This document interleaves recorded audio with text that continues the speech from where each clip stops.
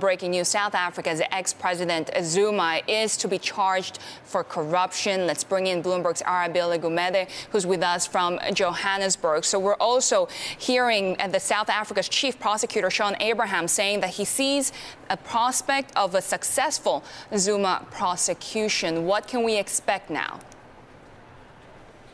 Well, 16 charges, that is of racketeering, as you've said, corruption as well, money laundering, all now reinstated against former President Jacob Zuma.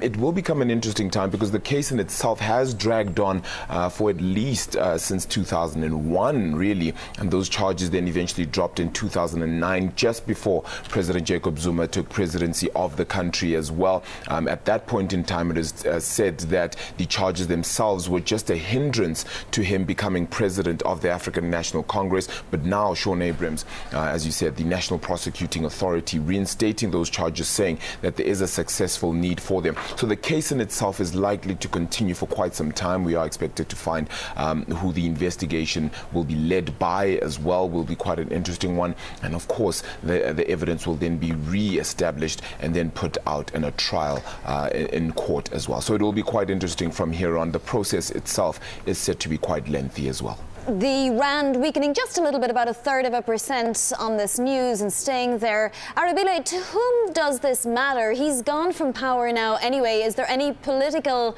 gain to be had from this? One would expect that there is some sort of political game to be played from this. Of course, you can, as Cyril Ramaphosa, the new president of the country, then move forward into your 2019 elections and move on to start saying that we have indeed started stamping out corruption, and here's a clear example. So it is certainly a ploy that could be used in future. Whether it will indeed be that case, because of course we still have some loyalists to former President Jacob Zuma in cabinet at present.